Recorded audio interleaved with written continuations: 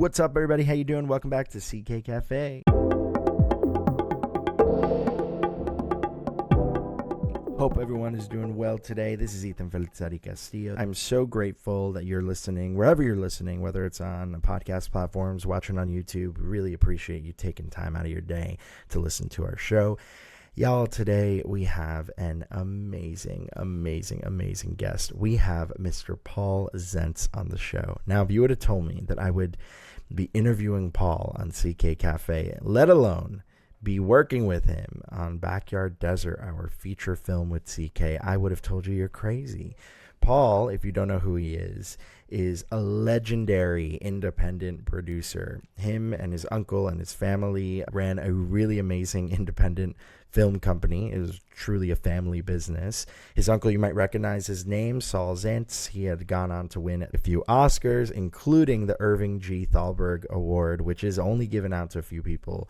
Paul has worked on movies like The Talented Mr. Ripley. He's worked on Amadeus, Mosquito Coast. I mean, the list goes on and on. He's done so many classic films that have really shaped cinema history and really shaped independent cinema. And that's why we're so excited to be talking with him today. Paul has done an amazing thing with restoring some of Milos Forman's films.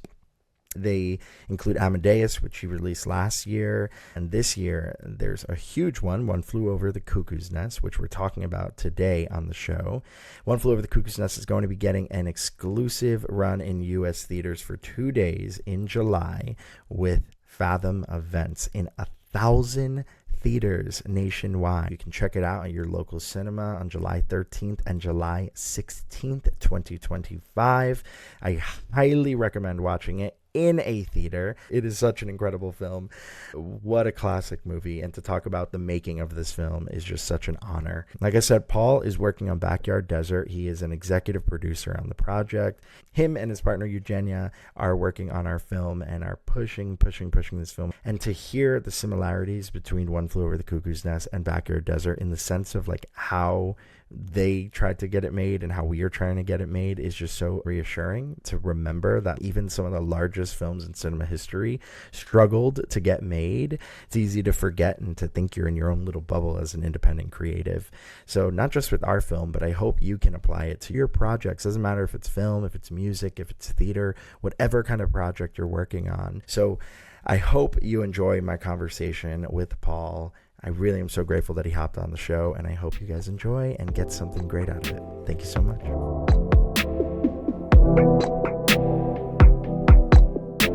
Hey everyone, welcome back to CK Café. My name is Ethan Felizzari-Castillo, and today I am joined by an very accomplished producer, someone who we're so happy at CK to be collaborating with on Backyard Desert, and just overall amazing human being. Paul, welcome. Well, thank you for that introduction. Hey, it's very true. I am so happy to know that not only do you have probably the coolest credits I have ever seen from an independent producer, but you're also an amazing person as well. And I feel like sometimes those two, unfortunately, don't go hand in hand. So I appreciate you being so awesome and generous and kind all the time. Well, thank you, but I've got to say I've been very fortunate with the people I've been able to work with over the years, and I just don't mean directors, it's the writers, the cast, the entire crew, production designers, cinematographers, composers. I mean, I've just been blessed. It's truly amazing. I want to dive right into one specific film that your family had worked on that kind of started your career in this wild industry that is also getting a re-release right now. One Flew Over the Cuckoo's Nest. It's cinema history. I think we all know how amazing that film is. Obviously accomplished in the awards circuit, accomplished at the box office, but more than anything, it's one of those films that is just so powerful and so formative for so many people. Can you talk about the process of what that film was like, trying to get that thing made during a time period where there were definitely certain types of movies being made, and sort of the impact of that and how that's changed not just your life but cinema? To go back in the history of the film, The book was written by Ken Kesey in 1962, and Kirk Douglas starred as McMurphy in an off-Broadway play, and he purchased the rights for the book, film rights. Well, back in 1962, Kirk Douglas was one of the biggest stars in Hollywood, and he thought, okay, I'm a big star. I could play the lead and do the other financing. Well, every studio turned him down, saying, who wants to see a film about a man in a mental institution? He tried for about a decade to get this made before he was going to give up. And his son, Michael Douglas, who at the time was starring in the TV series Streets of San Francisco, let me try. Well, for 2 years, he got the same response from the studios. And finally, my Uncle Saul decided that he wanted to do a movie, and he met with Michael and Kirk. He bought the rights, and Michael was going to co-produce with him. And they went around to the studios and were told the same thing, the same old story for a dozen years.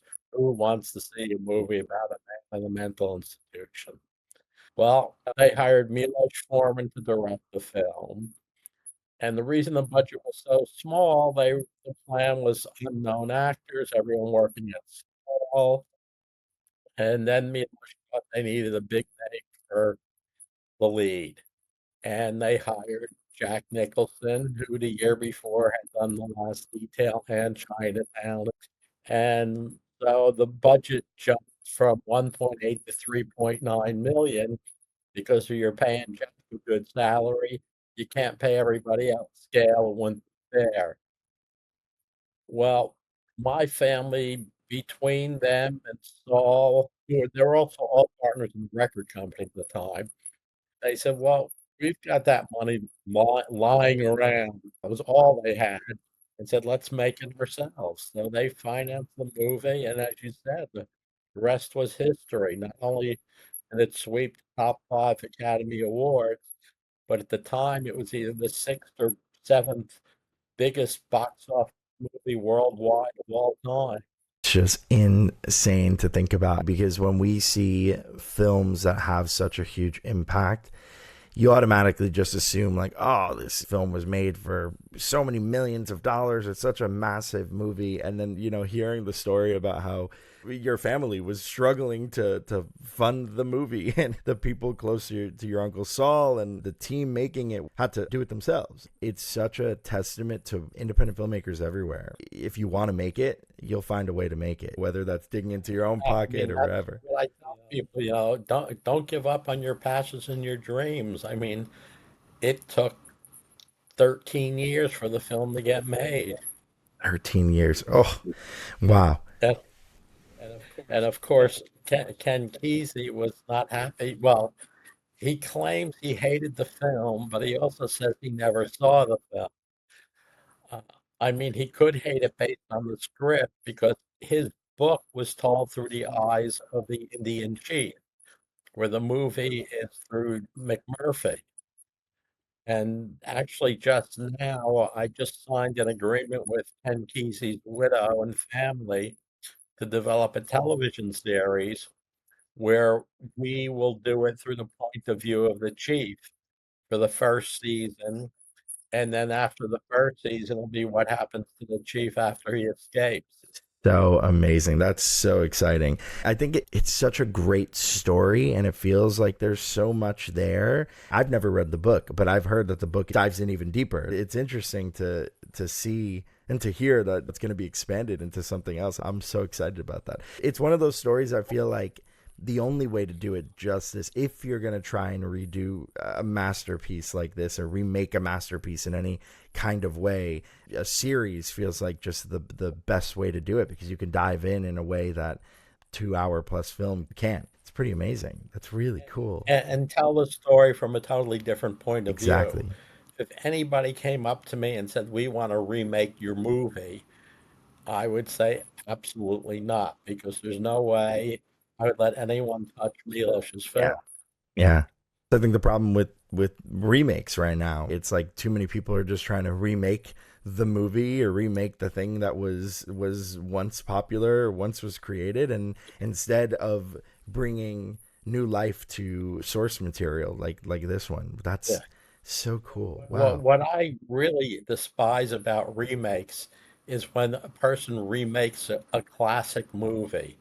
I mean, why would you redo a classic film and some almost scene by scene? If there was a film that had a great concept but was a terrible film, then remake that one, but don't remake Psycho. I tended to agree with you about the great thing about series, even a limited series of 8 to 10 hours.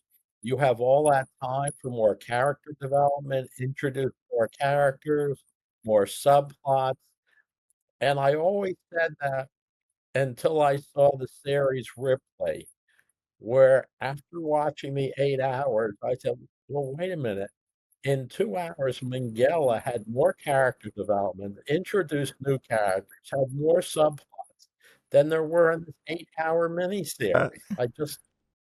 It it really disturbed me that they could do something like yeah, that. I think sometimes it's either one or the other. It could be so amazing to dive in a series, but it could also just end up being just way too long and not enough happens. And if Yeah, people are trying to fill in time, I feel with some series, it's like, okay, I got 8 hours. How do I make the 8 hours be filled with yeah, random stuff? and then there was a series based on the Mosquito Coast, where after 2 seasons they hadn't even gotten to the Mosquito Coast yet. And then they canceled the series.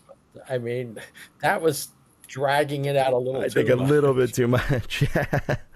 Oh man, that's wild. That's wild. So this isn't your first time, I guess, working on a project that one of the works of either you or your uncle and your family's company has been remade into something else. So that's a pretty exciting thing to be leading the charge with something new. That's really cool. It started this thing. The first movie I worked on with Milos Forman was Amadeus, and Milos had 14 months to edit that movie. And so it was released in September of 1984. That was what Milos considered the best cut of the movie because there was no time restraints on it. So it was a 2 hour and 38-minute movie. Well, in 2001, Warner Brothers came to us and said they'd like to put out a DVD where there are scenes for Cuckoo's Nest and Amadeus that Milos would like to have. And Milos was adamant he would not change a single frame about Cuckoo's Nest. But he said there's some scenes on Amadeus that he could put back in if they want. And he put them back in, and Warner Brothers released it, calling it the director's cut, which Milos hated. He said, my original cut was the director's cut. This is the DVD cut. And we always had to restore the original, which hadn't been available for over 20 years. And we did it last year in time for the 40th anniversary of Amadeus. And it was shown at the Cinema Retrovato in Bologna. And Gianluca, the director of the festival, says to me, well, next year is the 50th anniversary of Cuckoo's Nest. Yeah, I do know that, Gianluca. And he said, well, why don't you restore that too? We could show it here next year.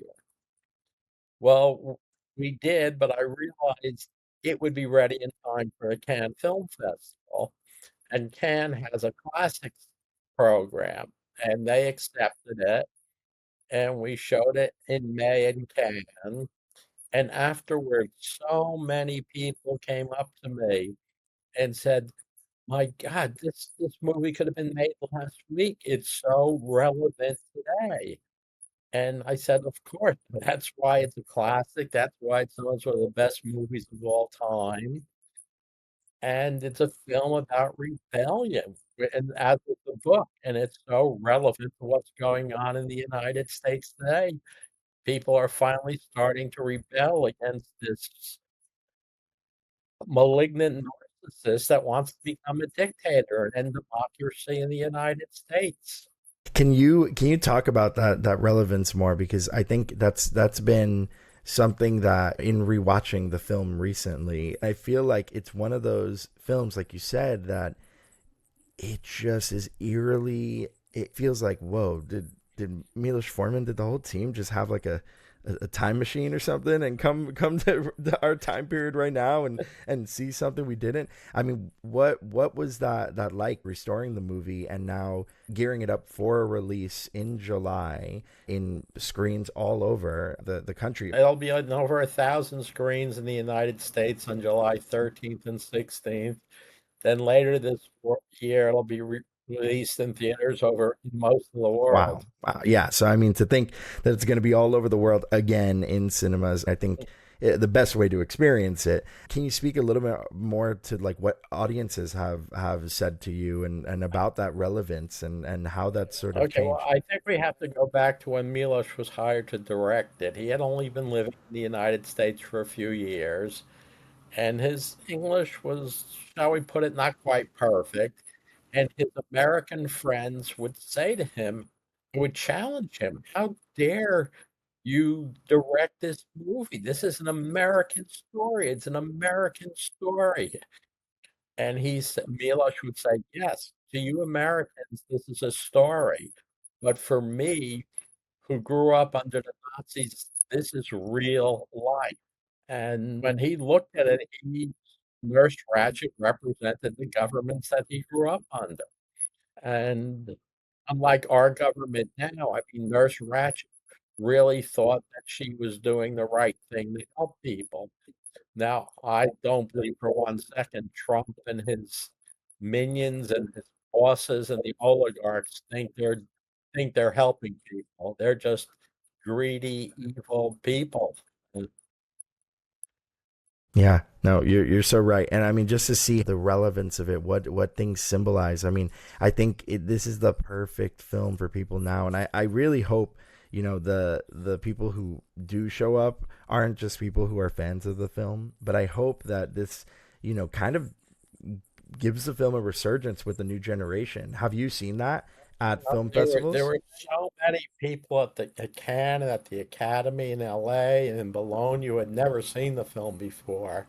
It is so important, I think, for young people and for people my age and people who have never seen the movie to go and check the film out, because I think also the experience of seeing it in a theater as opposed to seeing it on a laptop or on your screen at home is just also so different. And like, you know, Oh, of it's just course. I detest watching movies on any device that isn't a massive theatrical screen. I struggle to go and watch movies even on streaming or television because of that reason, because I much prefer being in a theater. So that experience to see this film, which I've never seen in a theater, I'm looking forward to. I can't wait. It's going to be really, Well, really cool. it was on a massive screen in Bologna. It was outdoors in Piazza Maggiore.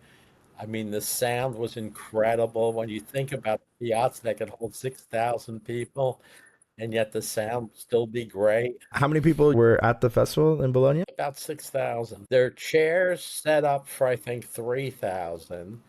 Then the piazza is lined with cafes that have a view of the screen, and those seats were all full. And then there were thousands just seated on the ground watching it. Man, I saw a few pictures online. I just couldn't believe it. I was like, how many people here? Where did everyone fit? How did it? But that's what a great experience for those people to see the film, and especially for those people that didn't see the film before. What a way to watch it for the first time, huh? Yeah, and it's funny, afterwards, so many people came up not only to congratulate me on restoring the film, but also how much they appreciated as Italians or French and Germans on what I said before, which was not only denouncing Trump, but talking about what happened on June 14th, the millions of people that were marching, and please don't give up on the United States. I'm so happy that the film is showing overseas at these festivals, because I think it's everybody. It's everybody around the world, because what happens in the U.S. affects everybody. We are one global community, and we need to stand up. It's just no choice. Yeah, and I've been talking to people from Bulgaria and Hungary, and they say, you don't know what's going on. The right-wing money is pouring into our countries, and they're doing the same lies that Trump and his people are doing. Plus, we have the Russians broadcasting into our country. They say, you don't know what's going on. It's so scary for us. Even when you look back at previous administrations, it never has felt like this, where now this is a complete lie and this is disregarding everything America was built on, and like I not mean, even argue, not even a discussion with civility. Like everything that's happening is just, exactly. it's insane to think. I mean, that's the Yeah, problem. You could disagree with people's policies, political policies, but these are immoral, indecent, cruel people. They don't care about anything. I think what's so beautiful about film and about art and what we do, while I think oftentimes it could feel very insignificant to the world's problems, it is so significant in the sense where it helps us be able to understand our current, systems. And I think movies like One Flew Over the Cuckoo's Nest helps give to different kind of way of thinking and looking at things and context to what's going on. I think so many of the films that you've worked on too have really powerful messages, and that really ring true, not just then but also now. Almost every film we've done is about a rebel. I mean, Mozart was a rebel. Harrison Ford was a rebel in Mosquito Coast. Daniel Day-Lewis in Unbearable Lightness of Being. Goya and Goya's Ghost. The ironic thing about this is when we were shooting Amadeus back in Prague in 1983, where it was a communist country, and there was really nothing to do on Sundays. So I had brought over a whole bunch of video cassettes, and we'd rent a room in the hotel on Sundays, and we'd show movies to the crew. And of course, after a while, checks came in because they learned about it. Hotel staff would come in. And one afternoon, Sunday afternoon, I showed One Flew Over the Cuckoo's Nest. And the next day, I was stopped by members of the Czech secret police and questioned about showing One Flew Over the Cuckoo's Nest. And of course, I admitted I did. And they said, well, do you know this movie was banned in our country? And of course, I did. I played innocent. But here it is, 42 years later, I'm going to the festival in Karlovy Vary in the Czech Republic, and I'm going to talk about this. Here, I was banned from showing it in the Czechoslovakia, and now we got to worry about being banned in the United My States. goodness, yeah. That's it's just so crazy how things like this come around, and how important these stories are. Not just the stories of the film itself, but also the stories of what you all went through, not just making it but screening it and then going on afterwards many years later to hear stories like that. Just, yeah, insane. And you're right, the fear I think for a lot of people is obviously they're banning books right now, and that's horrendous to even think about. But when it comes time for them to start banning movies and TV and music, and it's Yeah. like, you ban one thing, it's a waterfall of other things that are going to start happening. And it Mhm. is terrifying to think about the dark path we are going down. Well, when Milosh was doing The People versus Larry Flint, and Larry Flint was the publisher of Hustler magazine, and the government was labeling him as a pornographer, and they wanted to shut him down. And I asked Milosh, what attracts you to this project? And he said, for me, it's all about freedom of speech. He said, under the Nazis, under the communists, the first thing they all tried to ban was pornography. And then once they were able to do that, it's just a slippery slope. We're going to ban this, we're going to ban this, we're going to ban this. One thing happens, it's going to keep going down, and it's, ah, Mhm. man, yeah, it's insane. I think what's so amazing about your career, you've been able to champion, not just stories that politically are feel charged, but also stories that are independent. And I think independent cinema is something that we're in a weird place with independent cinema where it seems to be very in demand. It seems more independent films are doing better and better at the box office, or they have longer lives outside of just the Mhm. standard distribution model. From your perspective, as someone who's been in the industry and has worked on these types of films, where do you feel the independent cinema landscape is right now? What kind of advice do you have for filmmakers trying to make their features and make their projects? I mean, it's so difficult today that since COVID, people have stopped going to the theaters. In the San Francisco area, almost every single independent theater has closed down.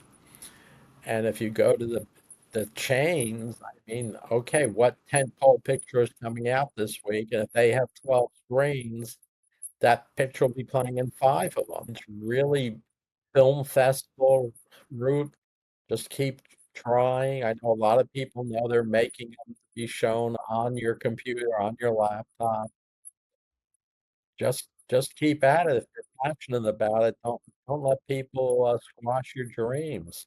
Yeah, it's an interesting time because while there's more accessibility to stuff, right? I think like, the fact that you can buy cinema cameras for 3 grand or less, it's amazing. I mean, even just the iPhone, right? Like now the newest Mhm. iPhone being able to shoot on ProRes and have that kind of cinema quality, it's incredible to see. But at the same time, yeah, it's like, okay, you can make the thing, but part of the movie business is not just making the thing, it's also selling the thing and getting it out there and Eh, getting people to see it, Yeah, and that's the hardest part now. Is like it feels like a lot of people have the ability, the access to be able to make it, but not the access to be able to get things distributed, which has been a real. and it's a shame because some of these big streamers, the movies that they make are such crap. They'll make one streamer will make 20 Christmas movies every year, and one's worse than the next. And I said, well, why don't you just look at some of these independent films and support them? And oh, it's basically a formula. They fit things in. And you try to watch two or three of these movies, and it's like, well, wait a minute, it's the same movie with a different cast. It just feels like they pop in the same exact script and then just redo it.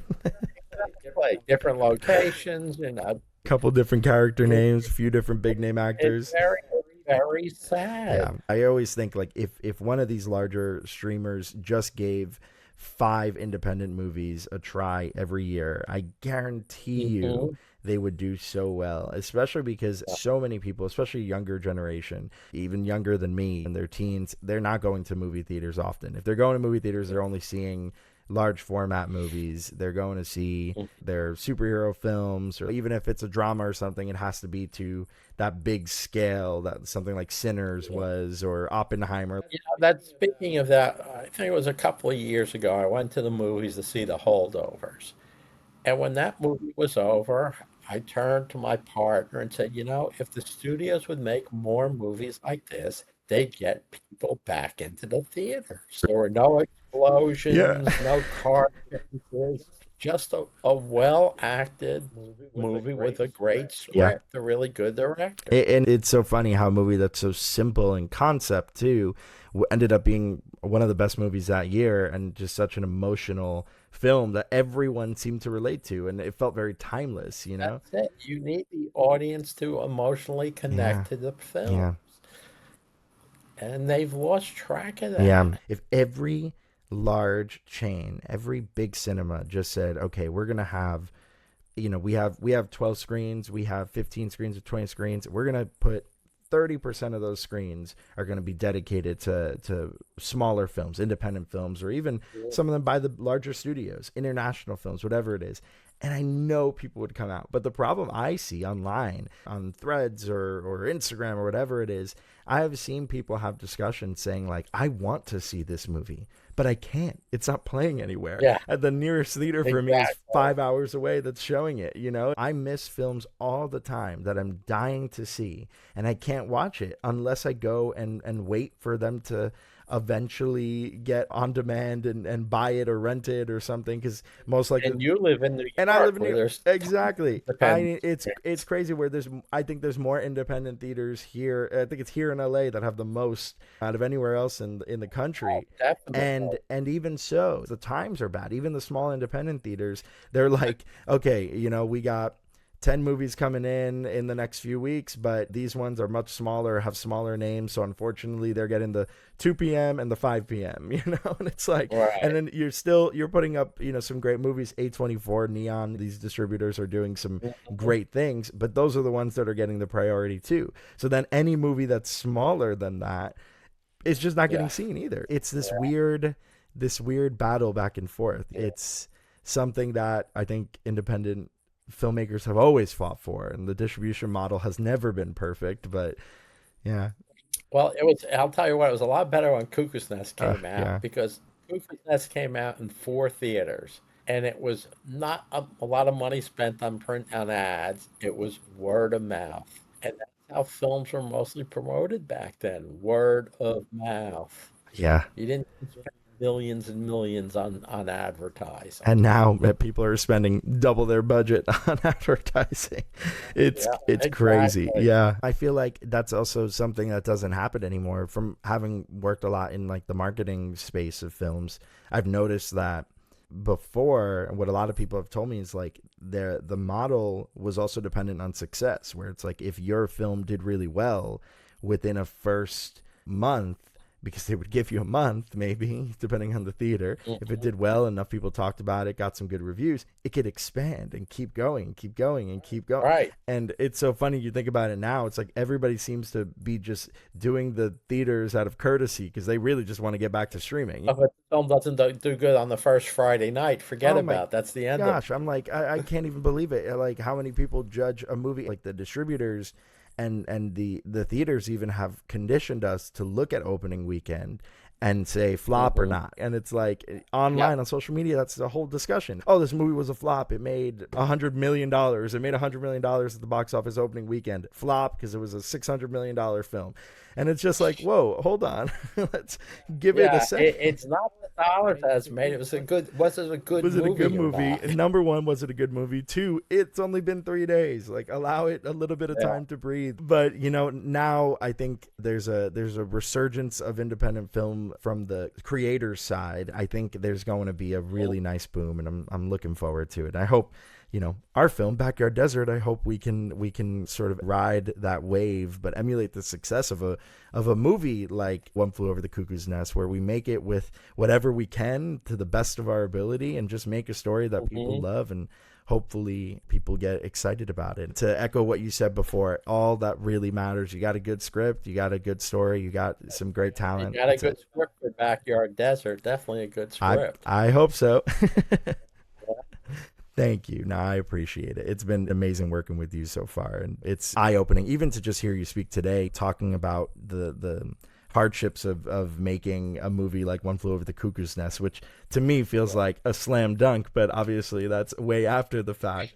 I don't even know how anyone could pass up on a movie like that, no matter the subject matter. But I mean, it's the same thing. I mean, when we went to make Amadeus 8 years after Cuckoo's Nest, same director, internationally acclaimed play. No one in the United States wanted to do a film about Mozart. No one would finance it. So again, we financed it ourselves. To tell you how the studios thought back then, or maybe even still now, we could not, Milos could not find an actor that he wanted to play Mozart. I mean, he he had casting sessions with people all over. Somewhere there's a tape of Mick Jagger trying out for Mozart. And Milos' agent got a call from the president of one of the studios in Hollywood saying, I got the perfect Mozart for you. Milos's agent, Robbie Lance, who had come over from Eastern Europe a long time ago in the 30s. And so he says to the president, who is it? And the studio president says, Walter Matthau. And Robbie doesn't know what to say. So he's stalling for time and he goes, I didn't hear you. Who'd you say? He goes, Walter Matthau. Now Robbie doesn't want to insult the guy, but he finally says, "But Mozart died when he was 35 years old." The studio president says, "But this is America. Who would know?"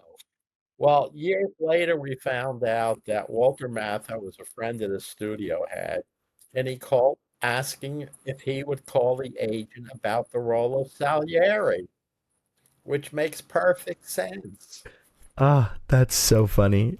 Nowadays, is how many social media followers does this actor have? Yep. Yeah. Are they an influencer before or are they actor first? And yeah, yeah. Exactly. Unfortunately, this has never been easy to make independent film, and it continues to be hard, but we make it anyway. No, well, when somebody tells me they've completed the film, I would just go, "Congratulations." They go, "But we don't have distribution or anything." I said, "It doesn't matter. Just to complete a film, that's a major achievement." That's completely true. You have to love it so much because what you go through making a film is just my hair is starting to fall out. I've had to grow it just so I can it looks like I still have something there. And you're only Yeah. 19. Oh no. That's how we all think as filmmakers is like I got to just make this thing, and yeah, we forget because we Mhm. we we allow the success of other independent films to judge the success of our own. So I think it's so important that we go out and support, and that people go out and support One Flew Over the Cuckoo's Nest as well. That's although it's been a film that people have supported for years. I think getting a re-release in the Yeah, U.S. is, no small feat. I mean, congratulations to I you and the know team.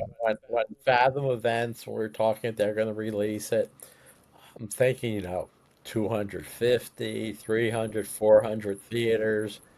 When they told me they had over 1,000 theaters sign up, I was almost speechless. I mean, it makes total sense. I think the theaters are going to be absolutely packed. They're going to be demanding for more days. Well, congratulations on all the success with the film once again. To restore the film is such it's a challenge, and to you and your whole team restoring the film, congratulations. Really amazing. Working with the Academy in LA and Roundabout Entertainment and Audio Mechanics who did the actual work. They also had done Amadeus last year. Wonderful people. And then you look at what Milos did, who we cast in that movie. I mean, besides Jack Nicholson, I mean, nobody knew who Louise Fletcher was. Nobody knew Danny DeVito, Brad Dourif, Christopher Lloyd, William Redfield. I mean, Milos is casting in almost all his movies. It's flawless. And then there's some actors that you didn't hear of. They give great performances in his movies, and then you never hear from him or her again, which shows you what an amazing director Milos Forman was. I mean, in my opinion, one of the best directors in the history of cinema. Yeah, especially with the actor, what he's been able to do in all of his films with actors and get performances out of them. I think a lot of directors are visual first, and there's something to be said about that. But I mean, Milos Forman does something so beautiful with both his visuals and then also his talent, and never forgetting about the Mhm. people on screen. That's such a hard thing to do, and it's something that I think a lot Yeah, of filmmakers can learn from.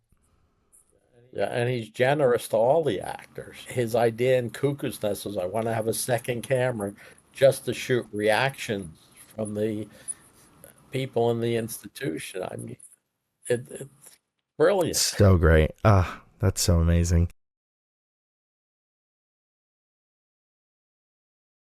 Well, Paul, I don't want to take any more of your time. I really appreciate you. Thank you so much for joining the show. Well, thank you, Ethan. Thank you. Good speaking with Yeah, you it's great again. speaking with you.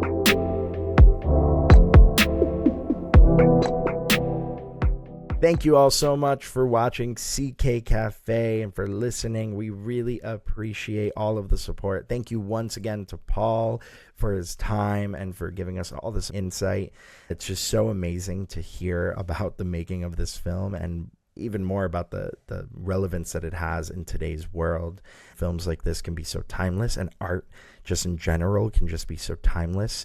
So if you are around on July 13th and on July 16th, please go check out One Flew Over the Cuckoo's Nest, playing in theaters nationwide. You can find out more information at fathomentertainment.com or check your local theater for showtimes. Thank you all so much once again. We will see you very soon on CK Café. Until next time, bye.